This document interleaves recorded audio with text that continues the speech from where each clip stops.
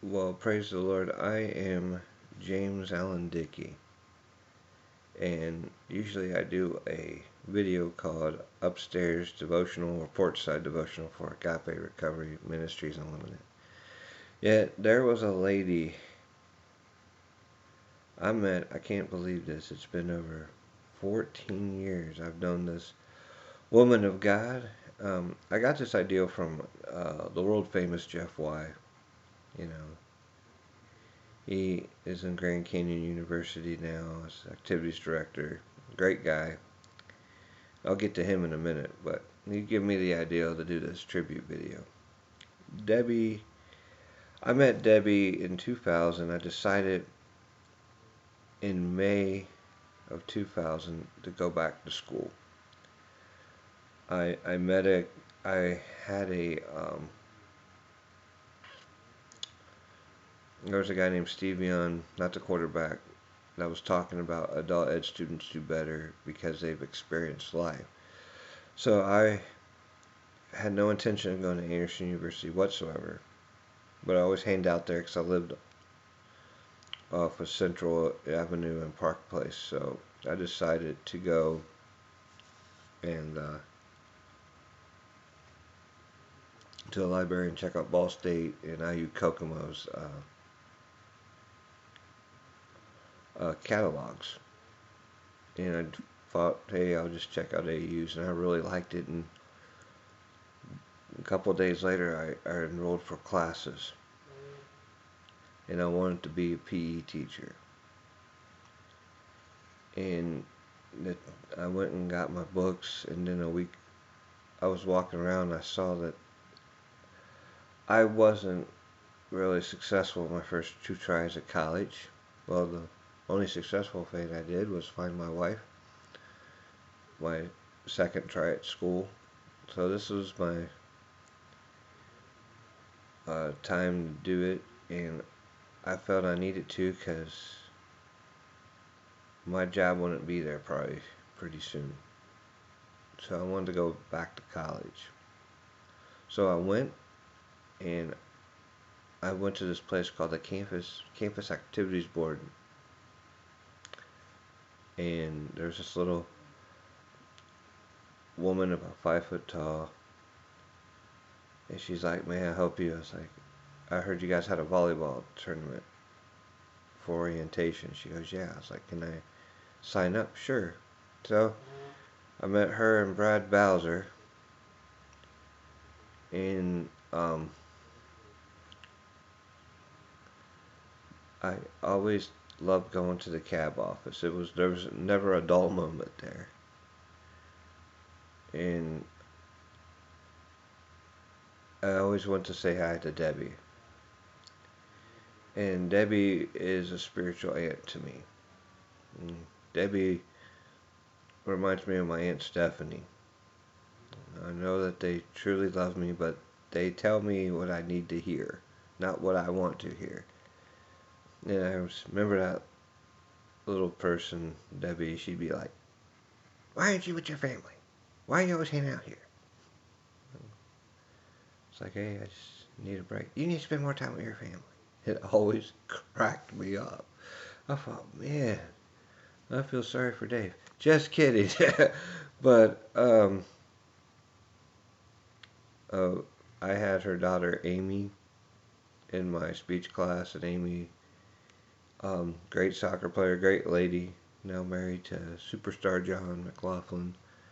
You know, she deserves it. And um, I had a class with Colin, which is her son-in-law, Colin Short.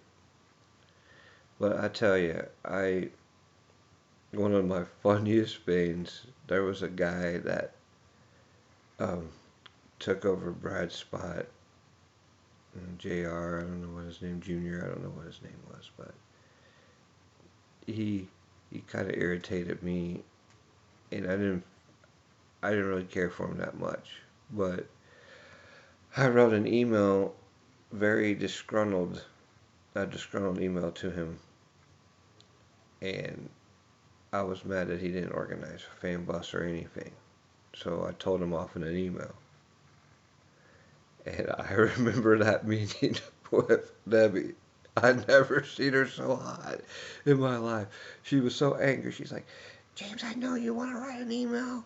I know you want to write an email, but you don't send it. How could you send it? I mean, I could see the smoke coming out of her head. It was hilarious. I mean, and she was so angry at me. But I knew, you know, there were some times where I went to an activity and no one gave me a ride. And I felt I have abandonment issues. And Debbie made it all better. She goes, James, I take full responsibility. I'm the leader of this group. I'm sorry. And that meant everything. Um, so I'm with her. She always works hard. Most of the time, she carried a sack lunch. Sometimes she went out, but it was good to know her. Every time I go to AU, I always see her around, and I think I'll still see her around. And I know her husband retired. I know she's retired. I hope they're hard workers. They deserve to retire. Um, I don't know if this means she'll be a Walmart greeter. That would be awesome. But I'm just proud to know you, and you've influenced me. I have one last story, Debbie.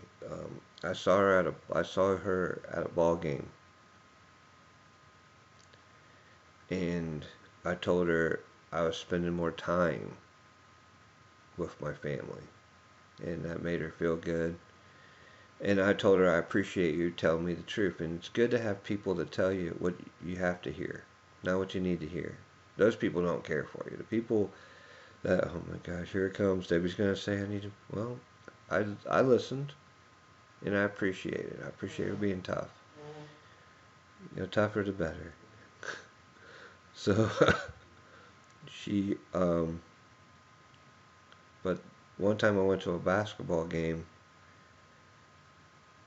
and I told her these things. I told her I'm getting my master's, and I went to go to the bathroom, and she was sitting right next to me. Not in the bathroom, but she was sitting next to me at the ball game near me. And I remember the next day, I checked my jacket pocket, and there was a $20 bill in that jacket pocket. I didn't have any money, and I knew that came from Debbie. I knew it. I didn't say anything, but I appreciate it. I knew that came from Debbie. I knew that it was in my coat pocket. My coat pocket was facing her, and I went to the bathroom, and then like the next day, the next morning, I thought, man, I'm gonna have to ask someone for some money. I don't have anything, and I checked. I don't think I have enough money for food for lunch, and there was a $20 bill, and I truly believe that came from Debbie. And I never want money from Debbie or anybody. I mean, that's why I went to college. But I'm glad that I met every person there, even the ones I thought were stupid. There was a reason God put them in my life. And I appreciate you, Debbie. I know it's like 9:30 in the morning and I haven't shaved, but that's how I usually look anyway. So God bless you. And wish you a happy retirement.